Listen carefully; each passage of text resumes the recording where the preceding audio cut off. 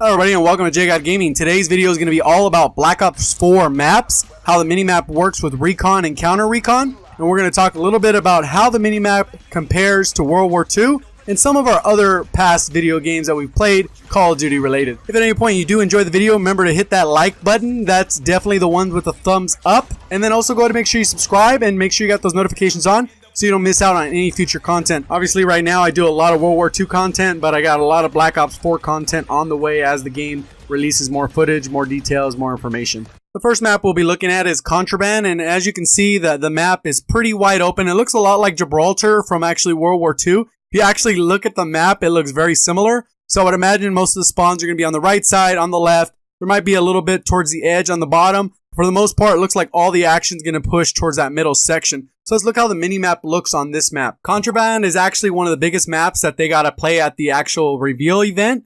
And what I'm talking about is the minimap. You can see how it looks in comparison, how much map coverage you actually see. But based off of that, you're getting about 24% of the map is covered when you have the minimap out. So let's go ahead and look at how that compares to World War II, for example. So what you're looking at here is the mini-maps for both Infinite Warfare on the bottom and then also World War II at the top. The smaller ring is the base standard mini-map, and the other ones to make the mini-map bigger. We don't know enough about the game to see if you can make your mini-map larger, but based off of this, you can kind of see the two different rings. So we're going to focus on the smaller one. When it comes to World War II, you can see how small the mini-map is compared to the actual map, and it usually makes up around 10 to 12% of the map. So very small. Even though the maps are whatever reasonable size, they're probably very similar. The actual map coverage from your mini-map is less than half of what you're seeing in these ones. So let's go ahead and look at some of the other maps in Black Ops 4. So now we're looking at the map called Payload, but what you're going to see right here is another mini-map breakdown. That's kind of how the map looks. It looks like you're going to probably have a right side spawns, left side spawns,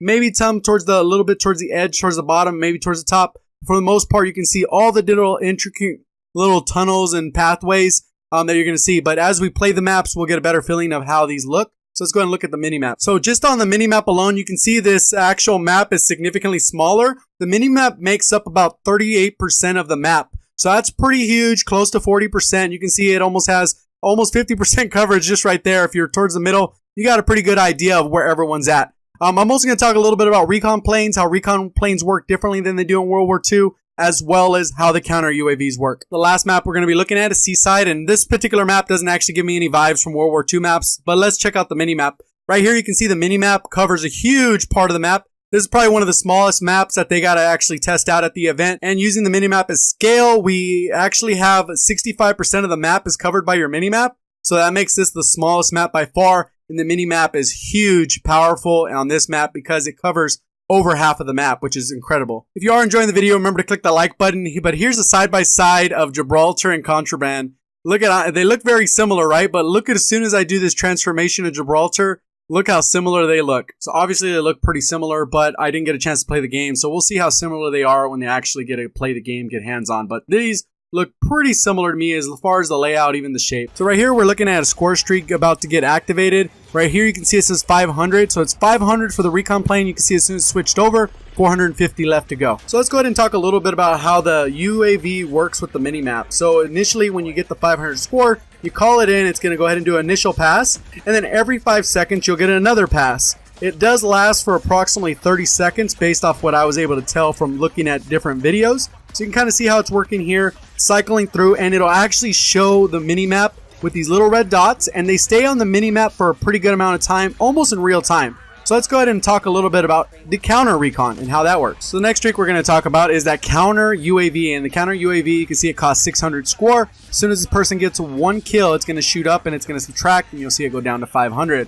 This is actually what the counter UAV looks like. So let's go ahead and look at how it works. So once it's called in by your enemy team, you're going to see how it buzzes out your actual mini-map.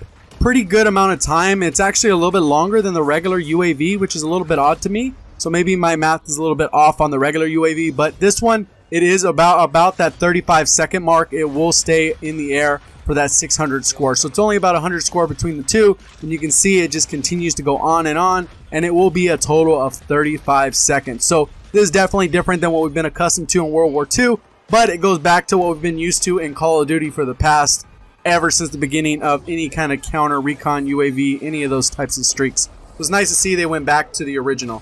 Now this is the part where I'd love to hear your thoughts down in the comments section. Do you like some of these changes? Do you think they don't really matter? What are your overall thoughts of BO4?